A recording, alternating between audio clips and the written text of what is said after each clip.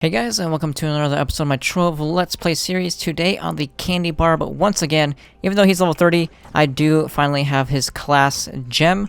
I can show it to you right now. I also upgraded his weapon to a max stellar.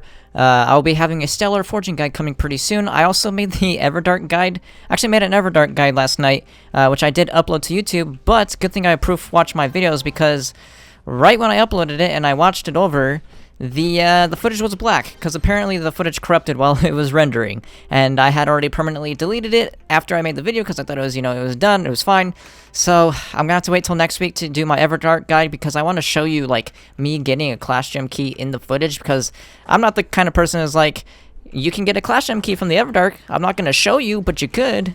That's just not me. So that's why I'm going to wait on the Everdark guide, and then the Forging guide will come after that. So maybe I'll do, a class guide, maybe, the Knight's class guide today.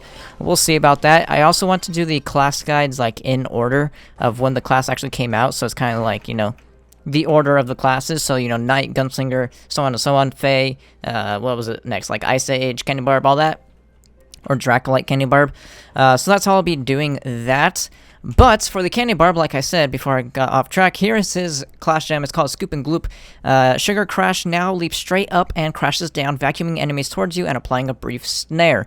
So it is the same thing as basically just your number one, but it also sucks up the enemies, and it does it in place, so you can't leap anymore.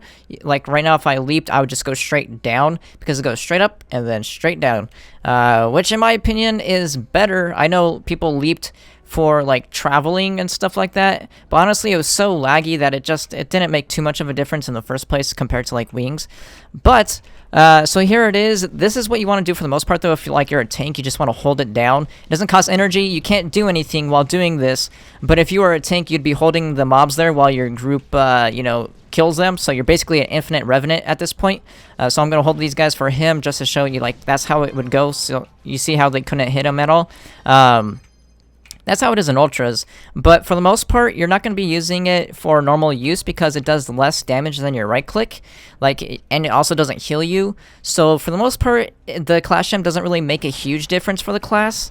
That's why I haven't got it in this long, because if you're just normally playing the game soloing, you're not going to just sit here and spam it, just jumping back and forth, up and down, up and down, up and down. You could do that infinitely, but it is less damage if I wasn't lagging. You could do this, but there's no point. You're just doing less damage. If you're solo, you're just going to right-click spam anyways, the same way as before. So for the most part, it's just for holding down in Ultras. So that's why it took me so long to get this one, because it's not it doesn't make a huge difference to the class. It's mainly for tanking. It is useful for grouping up, if you were going to solo Pinata. It's useful to spam when the mobs come out, the ranged mobs, because then you can keep them, against you. So stuff like that, it's useful for it. But for the most part, nah, it's just, it doesn't make too much of a difference. If you ever run out of your sugar drop too, you can use it really quick. Just, press a quick 1, and then you can get a quick sugar drop proc. So that's good for it too. When you first come in here, just press it once, spam, you're good. You got the mobs on you, you got your sugar drop procced, and you're set to go to spam right click and hold down left click. But yeah, I mean, it's a decent gem. It doesn't, like I said, it doesn't really offer anything besides tankiness and the initial, boost in damage. It does boost your DPS, yes, but it's not from spamming the actual ability. It's just from using it once, proccing your sugar drop, and then going about, spamming right-click. So, once again, it's a decent gem. It doesn't really make too much difference for the class unless you're going for a tank. At that point, you're not even tanking for the most part. You're just holding the mobs against you, because tanking means you could take the damage and either out heal it or reduce the damage to enough to where you can survive the entire fight. So most people go for just pure max health and then just hold down 1, which is a less efficient build than spamming right click, but I guess it does keep the mobs on you. If you're killing Daughter of the Moon or something, you're definitely not going to be using your number 1 at all, just for that initial sugar drop. But you won't be using that for Daughter of the Moon. For Pinata, though, it's pretty amazing, because unless you have a Neon Ninja, because the Neon Ninja does the job for you anyways, because it keeps the mobs right when they... So the thing about the Neon Ninja and the Pinata is just crazy, because they will snare... The Neon Ninja will snare the mobs before they even release from Pinata, while they're in the air, because it pierces, and it's infinite up and down. It's like so weird the hitboxes in this game. But if you have a Neon Ninja, there's no point in holding one for a Candy Barb, because he will snare them before they can even release from Pinata. But, you know, he has some use. He, for the most part, like, only if you don't have a Neon Ninja, you'll use a Candy Barb's grip, I'm calling it. It's like a vacuum, I guess. That's what they call it. So, you should always be running with the Neon Ninja. So, I'm trying to explain it so you know, like, for the most part, you're not actually going to be using your Clash Gem. But it is a free stellar. So, I mean, it is a free stellar. I'll give it that. It's guaranteed stellar, I mean, not free. You still have to get lucky and get the key. But hey, if you main the Candy Barb, there's no point not to have it. It does come in handy in case you do, you know, not run into any Neon Ninjas. I just think it's kind of bad to run Ultras without Neon Ninjas right now. It's just ridiculous how much damage they do. Alright, I need to keep track of my boxes. Wait, what? Whoa! Whoa! We got a Stellar? When did I ever... I don't even remember getting a Shadow... Oh wait, I did get a Shadow drop. Alright, well there you go. We got a Stellar. Well, is it good? Oh no, it sucks. I mean, I might still be able to sell it because, like I said, some people do go for max health builds for the Candy Barb. I might be able to sell that. How much is this? Like 100k? 150k? I don't even know. Wow, that's a surprise. I also got a Radiant earlier today. And I think I should have showed that off in a video because that was my first ever Radiant I ever got dropped. Even though I've gotten multiple Stellars, this is my third Stellar now, wow. I got my first ever Radiant earlier today as well. Man, I told the club too. I should have just recorded that because that would have been even more eventful. Wow, alright. Well, you know, GG 1.4k Magic Find. Like, honestly, like, I kind of actually have an issue with this. Because I've gotten, in like an hour, I've gotten a Radiant plus a Stellar. That's like, and I've heard people getting like 10 Stellars a day. I mean, I like the fact that farming, you know, this is only U8. What? I'm not even U9. I'm in U8 so I can show off the gem without getting owned. Because as you can see, I only have 153k HP. I only transferred over the Empower Gems. These two Empower Gems. The rest are Rainbows that I just had on the class before when I first leveled him to 30. Because he was my second level 30. But... I mean, I'm in U8 and I got a Stellar drop. Stellars are supposed to be rare, aren't they? I think that's a little too much, right? I mean, like I said, I'm glad that, you know, farming U9 is actually... Well, I'm in U8, like I said. Farming just Uber levels are a good way to make, you know, Flux.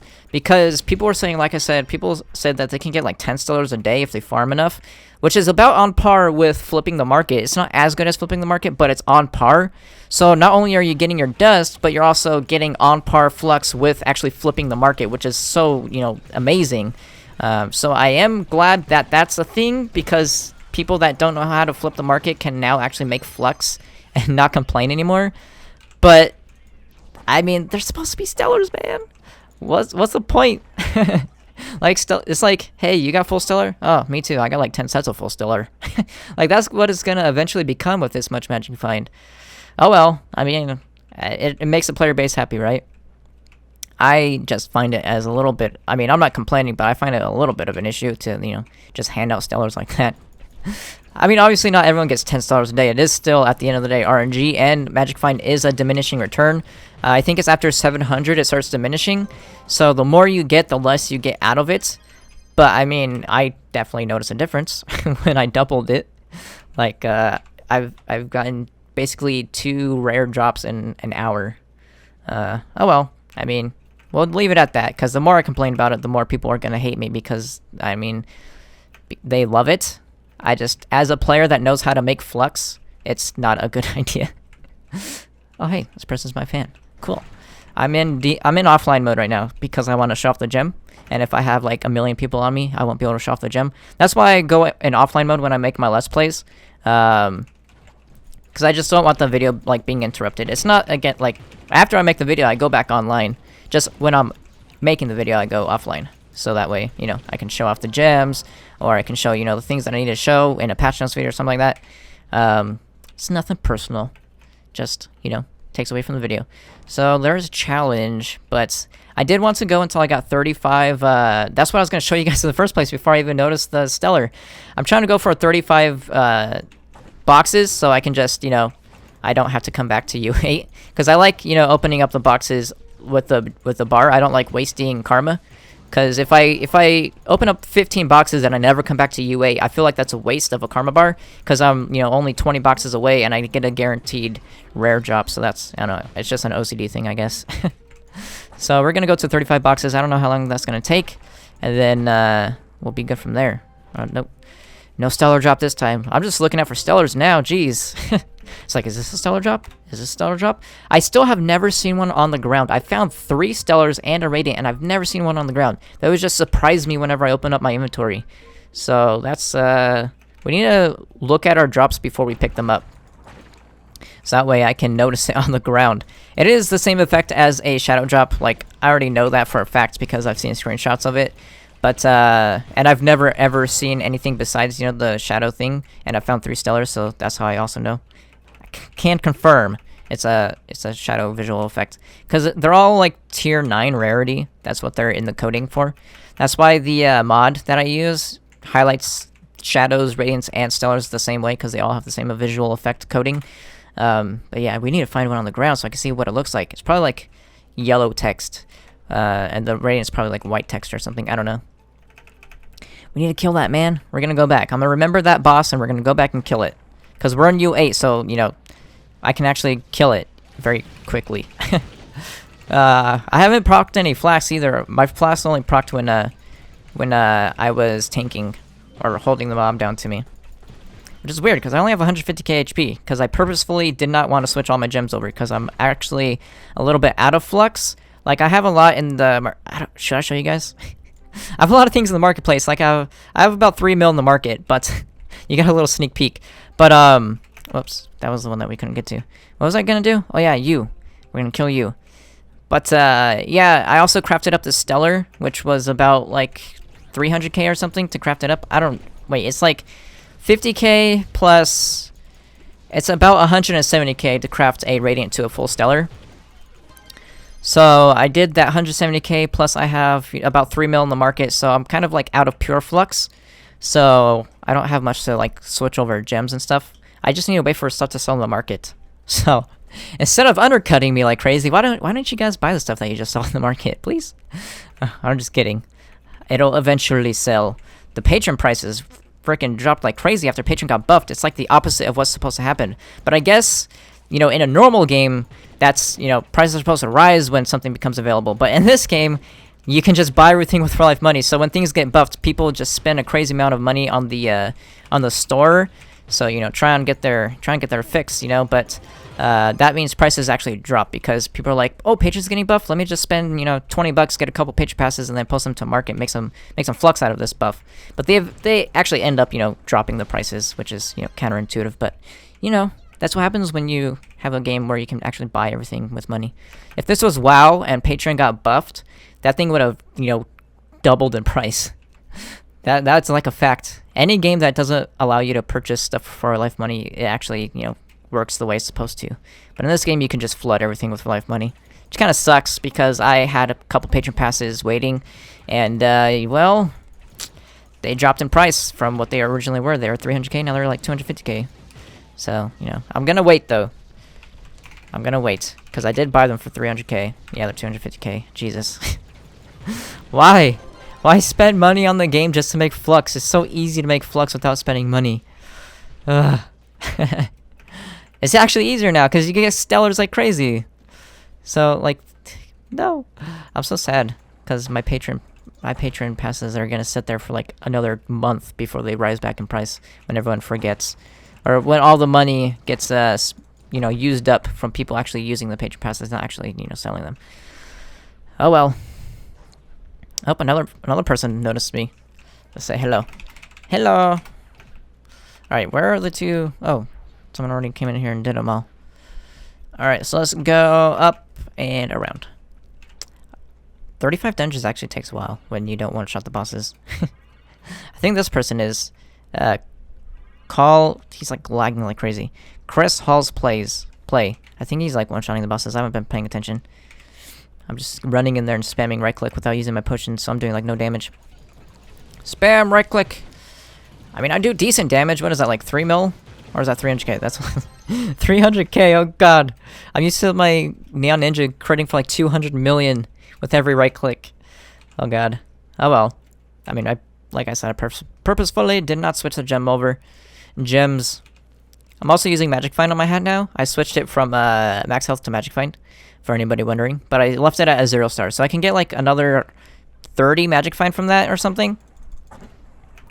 Oh, he's actually asking for an invite to the club. Let's do that. I just kicked like 20 people or something. I guess 10. Feesh. There you go. But yeah, I can get like an extra 20 from that, so it's gonna buff my Magic Find even more. We have like 1450 or something like that. I don't know what the max Magic Find on is on a hat, because I haven't used Magic Find in so long. Let's go here. This is my least favorite dungeon out of the entire game. The vial thingy, because the boss just like the glass is so easy to break no matter what, and then the boss just like flies off every single time. It's very annoying. But hey, let's do it. I can't believe I got a stellar. Let me know how much stellars are, guys. I have like, people are selling them for 200k, but I don't know if they're actually selling them or they're just highballing their price trying to sell them for 200k, you know? Like, oh, my ultimate crits for 3 mil. Oh, an S5 too. There's a penta. Alright. This is U8, guys. This is even U9, which is usually what I'm in. I'm in U8 because I don't want to switch over all my gems. And I'm close to it. Oh, God. But yeah, like, people are selling... That's the reason why I have trade up right now. People are trying to sell them for like 200k. I don't know if they're actually 200k or like 150k. So you guys let me know if you know for a fact. Don't just make something up. But if you know for a fact how much like this stellar would sell for. Maybe you have personally sold a max health stellar weapon.